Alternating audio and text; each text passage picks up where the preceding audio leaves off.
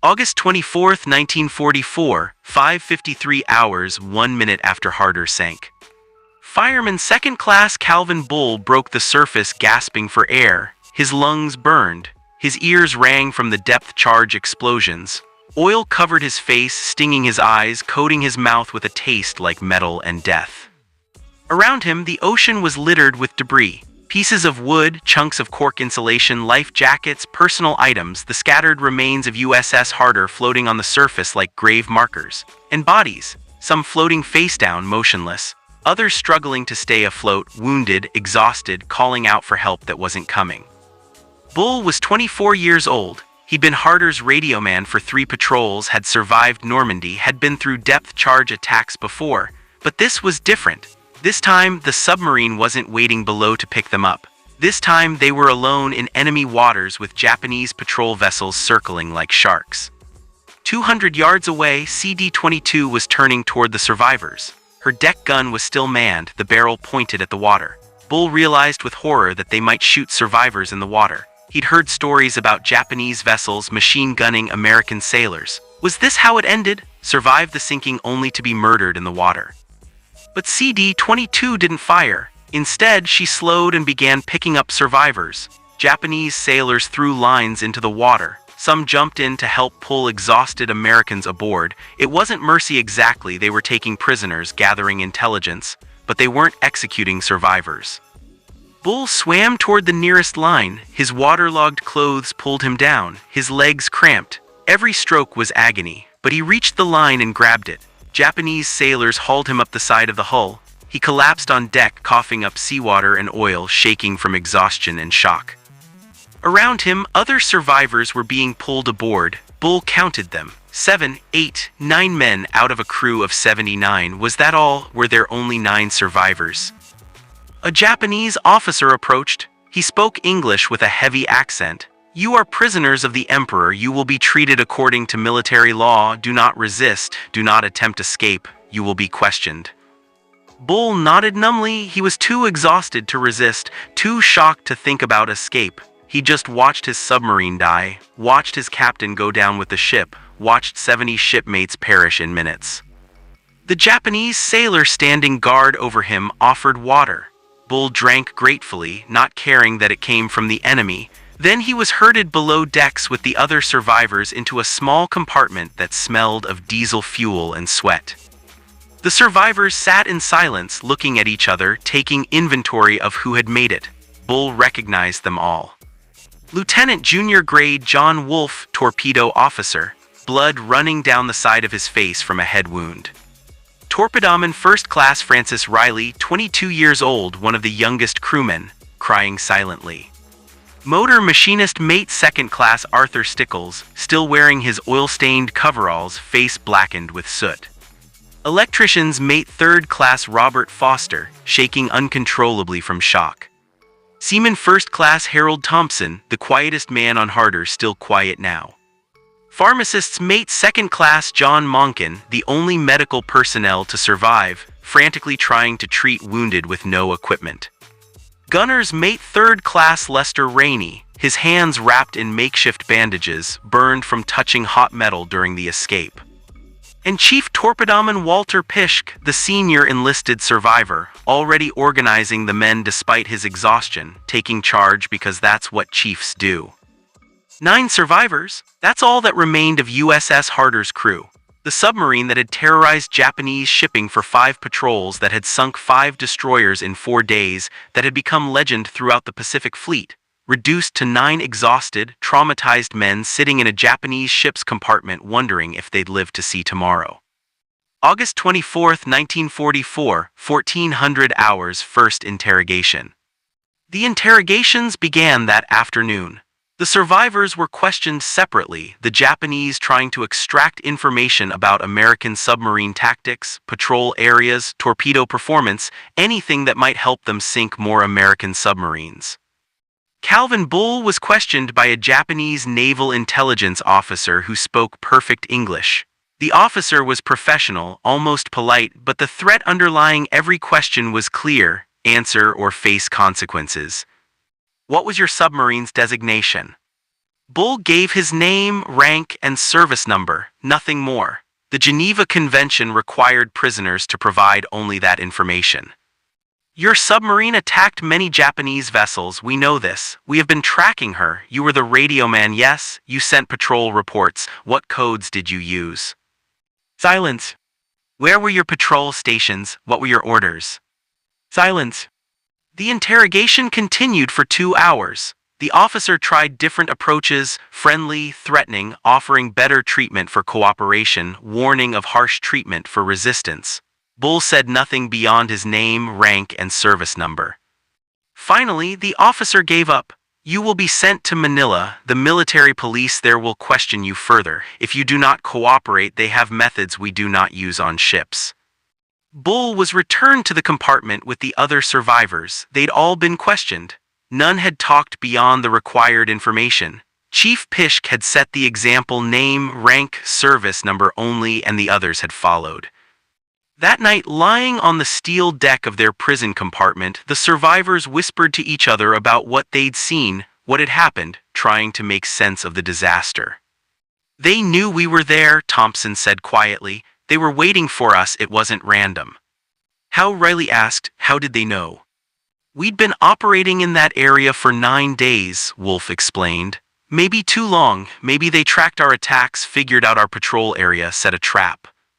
The captain should have known, someone muttered, then immediately regretted saying it. Don't, Pishk said sharply. Commander Dealey got us through 5 patrols, sank more enemy ships than any other submarine in the fleet. He was a great captain, we were just unlucky this time. But Bull wondered, was it luck, or had Dealey's aggressive tactics finally caught up with him? Had the Japanese developed counters to tactics that had worked for so long? Had success made Harder predictable? These were questions Bull would wrestle with for the next 60 years. August 25, 1944, Manila Bilibid Prison. The survivors were transported to Manila on August 25 and taken to Bilibid Prison, a sprawling facility that housed both civilian criminals and prisoners of war. The conditions were harsh: overcrowded cells, minimal food, disease, and brutal treatment from guards who viewed prisoners with contempt. But the submarine sailors had one advantage: they were valuable intelligence assets. The Japanese wanted information about American submarine operations, and that meant keeping them alive and relatively healthy for questioning. The interrogations in Manila were more intense than on the ship. Military police officers used psychological pressure, sleep deprivation, isolation, and occasionally physical intimidation to break prisoners' resistance. But the Harder survivors maintained their silence. They'd been trained for this. They knew that every piece of information, even something that seemed trivial, could help the enemy sink more submarines, kill more American sailors. In late September, Bull was placed in a cell with Lieutenant Wolf. It was the first time they'd been able to talk privately since the sinking. Wolf, as the senior officer among survivors, felt responsible for maintaining morale and discipline even in captivity. I keep thinking about the men who didn't make it, Wolf said one night. Dealey Lynch, all the men trapped in the after compartments, they never had a chance. You can't think like that, Bull replied. You'll drive yourself crazy. I was supposed to be in the after torpedo room when we were hit. I'd just come forward to check something in the control room. If I'd been 30 seconds slower, I'd be dead too. But you weren't, you're here, that's what matters. Wolf was quiet for a moment. Do you think anyone knows what happened to us? Do you think the Navy knows we're alive? Bull didn't answer. The truth was, the Navy probably assumed all hands were lost. Submarine crews that didn't return were declared overdue and presumed lost. There was rarely any information about survivors. For all the Navy knew, everyone aboard Harder had died when she sank. That meant their families would receive telegrams informing them their sons, husbands, fathers were missing and presumed dead. There would be no information about prisoners, no hope of return. Bull thought about his mother in Pennsylvania. She would have gotten the telegram weeks ago. Was she grieving for a son who was actually alive? The thought was unbearable. December 1944, Cabanatuan Prison Camp. In December 1944, the survivors were transferred to Cabanatuan, a POW camp north of Manila. Conditions there were worse than Bilibid. Food was scarce. Disease was rampant. Prisoners died daily from malnutrition, dysentery, malaria, and mistreatment. Of the 9 Harder survivors, 2 died at Cabanatuan. Seaman Thompson succumbed to dysentery in January 1945. Electrician's mate Foster died of malaria in March 1945. Both men were buried in unmarked graves in the prison cemetery. The remaining 7 survivors, Bull, Wolfe, Riley, Stickles, Monken, Rainey, and Pishk, formed a tight bond. They looked out for each other, shared food when they had any, supported each other through illness, and maintained military discipline even as civilians around them descended into despair. Chief Pishk was the glue that held them together. Despite being a prisoner, despite the starvation and disease, he maintained the bearing of a chief petty officer. He organized the submariners into work details, made sure everyone got their share of food, enforced basic hygiene to prevent disease, and never let them forget they were still U.S. Navy. "We're not prisoners," Pishk would say. "We're sailors on temporary assignment to a hostile installation. We maintain discipline, we maintain honor, we survive, and when the war ends, and it will end, we go home with our heads high." That attitude kept them alive through months when many other prisoners gave up and died. February 1945, the raid. On February 3, 1945, American forces landed on Luzon. The battle for Manila began. Suddenly, Cabanatuan was behind enemy lines and the Japanese guards became nervous, brutal, unpredictable. Rumors spread through the camp that the Japanese planned to execute all prisoners before American forces could liberate them. Some camps had already been liquidated, prisoners massacred rather than allowed to be freed. On February 15th, the prisoners heard distant gunfire. American forces were approaching. The guards became even more violent, beating prisoners for minor infractions, restricting food to starvation levels. Then, on February 28th, it happened. American Rangers raided Cabanatuan in a lightning assault. The guards were overwhelmed in minutes. The prisoners were liberated. Bull was working in the camp garden when he heard the shooting. His first thought was that the executions had begun. He dropped his tools and ran for cover. Then he heard English being shouted. "U.S. Army Rangers, you're being liberated. Head for the main gate." Liberation? Bull couldn't process it. After 6 months of captivity, of brutality, of watching friends die, it was suddenly over. He stumbled toward the gate, joining the flood of emaciated prisoners heading for freedom. A ranger grabbed his arm. "You okay, buddy? Can you walk?" Bull nodded. "Submarine crew, USS Harder, 7 of us, we need to stay together." The ranger's expression changed. Recognition, respect. "USS Harder, the destroyer killer, holy hell, we'll get you guys out first. Command's going to want to debrief you."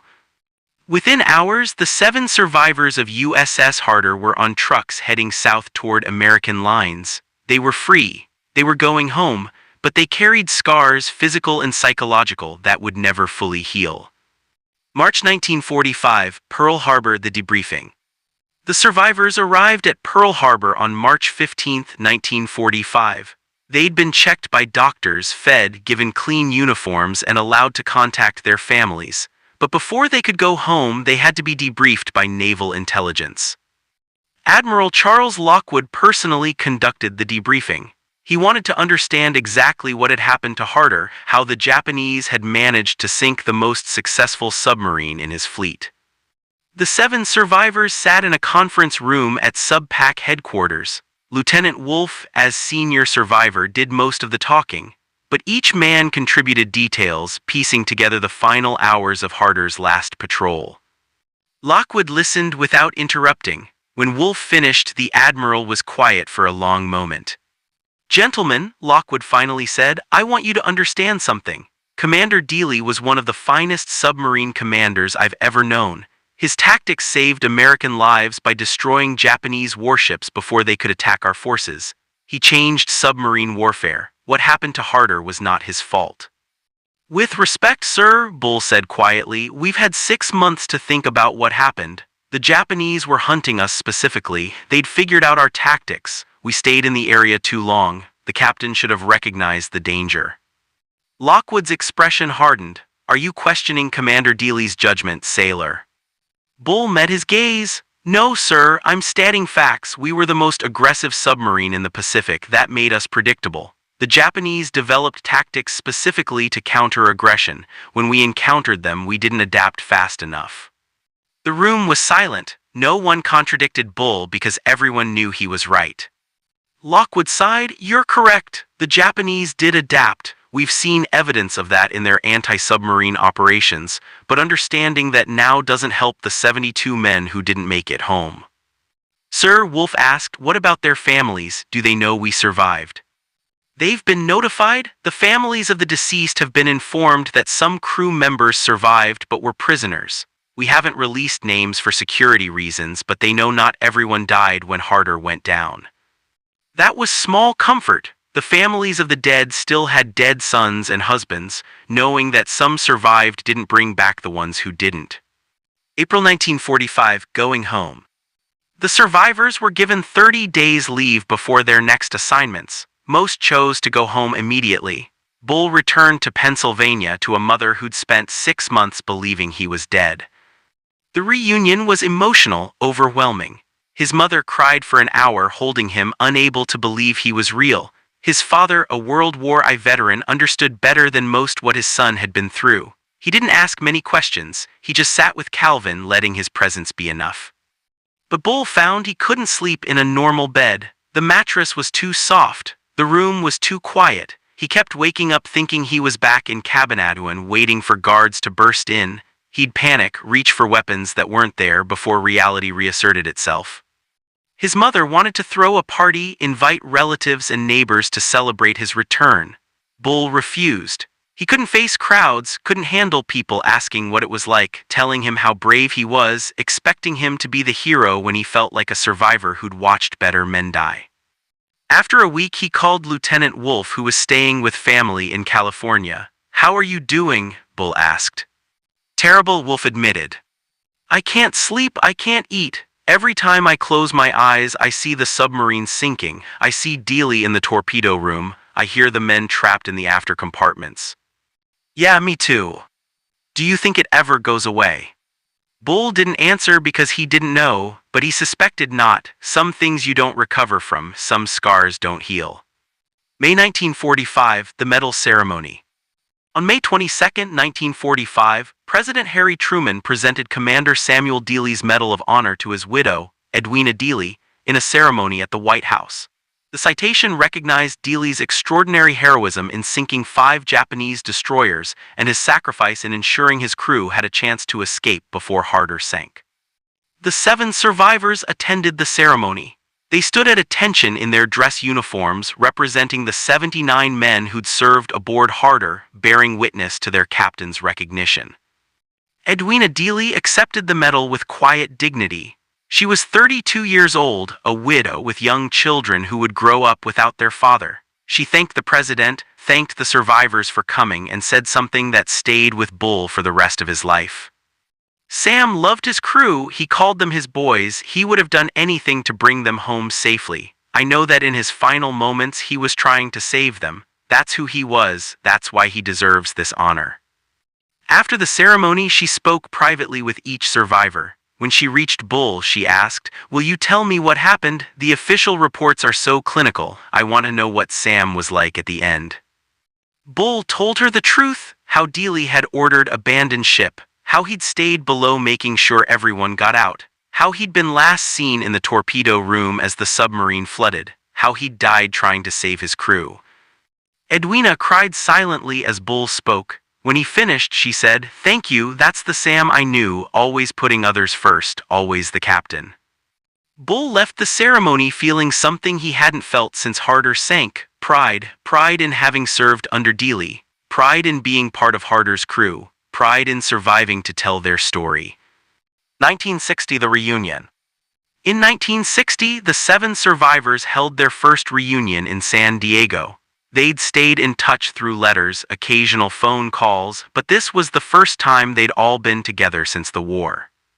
They were older now, in their late 30s and early 40s. Most had married, had children, built civilian careers. On the surface, they looked like successful middle-aged men, but they all carried the same scars, the same nightmares, the same survivor's guilt. They spent the weekend talking about Harder, about the men who didn't come home, about what the submarine had meant to them. They visited the submarine memorial at the naval base, where a plaque honored all submarines lost during the war. Harder's name was there along with 51 other boats. "Do you ever wonder why we survived?" Riley asked. He was a schoolteacher now, had 3 kids, looked like any other suburban dad. "Out of 79 men, why us?" "Random chance," Stickles said. "We happened to be forward when she got hit. If we'd been in the after compartments, we'd be dead too." "I think about that every day," Wolf admitted. "I think about the men who died and wonder if I deserve to live more than they did. The answer is always no. They deserved life just as much as I did, they just got unlucky." Chief Pishk, now retired from the Navy, shook his head. "It's not about deserving, it's not about luck. It's about honoring the men who didn't make it by living the best lives we can, by being good husbands, good fathers, good citizens, by making sure their sacrifice wasn't wasted." That became the survivors' mission. They would live well not just for themselves but for the 72 men who couldn't. They would tell Harder's story, keeping the memory of their shipmates alive. They would honor Commander Dealey by demonstrating that his sacrifice and theirs had meaning. 1975, the last testimony. In 1975, the Navy Department contacted the survivors for a comprehensive oral history project documenting submarine operations during World War II. Each survivor was interviewed extensively about their experiences aboard Harder. Bull's interview lasted 6 hours over 2 days. He described every detail he could remember: the patrols, the attacks, the tactics, the final mission, the sinking, the captivity. It was painful reliving those memories, but he felt obligated to provide an accurate historical record. At the end of the interview, the naval historian asked, "If you could go back and change one thing about Harder's last patrol, what would it be?" Bull thought carefully before answering. "We should have left that patrol area after the first attack. After we sank those 2 escorts on August 22nd, we should have moved to a different location, changed our pattern, not stayed where the Japanese knew we were operating. If Commander Dealey had made that decision, Harder would probably have survived." "Do you blame him for not making that decision?" "No, I understand why he didn't. He was aggressive. That's what made him successful. Changing tactics would have meant abandoning the approach that had worked for 5 patrols. How was he supposed to know the Japanese had finally figured us out? So it was inevitable. Maybe, or maybe if we'd been less predictable, if we'd adapted faster, if we'd recognized the danger earlier, maybe. But you can't fight a war with maybes. You make decisions with the information you have, and you live or die with the consequences." That interview, along with those from the other survivors, became part of the official naval historical record. Their testimony provided the most detailed account of Harder's final patrol and the lessons learned from her loss. 2006, the final survivor. By 2006, only 3 survivors remained alive: Calvin Bull, Francis Riley, and Arthur Stickles. The others had passed away from age, illness, and in one case, suicide. The wounds of war, physical and psychological, had claimed them eventually. Bull, now 86 years old, attended the funeral of Chief Pishk in January 2006. The old chief had lived to 92, had been the backbone of the survivor group, had kept them together through decades. His loss hit Bull hard. At the funeral, Bull spoke about what Pishk had meant to the survivors. "When we were prisoners, Chief kept us alive, not just physically but spiritually. He reminded us we were still Navy, still had a duty, still had a reason to survive. When we came home, he kept us together, kept us focused on honoring our shipmates by living good lives. He was the best man I ever knew." After the funeral, Bull spoke with a young naval officer who'd come to pay respects. The officer asked, "What do you want people to remember about USS Harder?" Bull thought about that question, the same question he'd been asked hundreds of times over 60 years. "Remember that 79 men served aboard that submarine. Most of them died. They died doing their duty, fighting for their country, trusting their captain to bring them home. Remember that Commander Dealey was one of the finest submarine commanders in naval history, that his tactics saved American lives by destroying enemy warships. Remember that Harder changed submarine warfare, proved that submarines could dominate surface forces. And remember that the 7 of us who survived carried the memory of our 72 shipmates for the rest of our lives, making sure their sacrifice was never forgotten." 2019, Calvin Bull's final interview. Calvin Bull died on October 15, 2019 at age 99. He was the last survivor of USS Harder. His death marked the end of living memory of the submarine's service. 2 months before his death, Bull gave his final interview to a naval historian. He was in a hospice facility, weakened by age and illness, but his mind was clear. "People ask me if I have regrets," Bull said. "Of course I do. I regret that 72 of my shipmates died. I regret that Commander Dealey didn't make it home. I regret the years of nightmares, the survivors' guilt, the pain of remembering. But I don't regret serving aboard Harder. That submarine and that crew were the finest I ever knew. For 2 years, we were the most feared submarine in the Pacific. We sank ships the Japanese thought were unsinkable. We proved submarines could fight destroyers and win. That's a legacy worth dying for. And the 7 of us who survived, we lived good lives. We honored our shipmates by being the men they would have wanted us to be. That's all any of us could do." Bull paused, staring at something only he could see. "You know what I think about most now at the end? Not the battles or the sinking or the prison camp. I think about the men, the friends I made, the captain who led us, the crew who became my family. When I die, I'll finally be reunited with them. After 75 years, I'll see Commander Dealey again. I'll see Chief Pishk and all the others who have gone before, and maybe, finally, I'll stop feeling guilty for surviving when they didn't."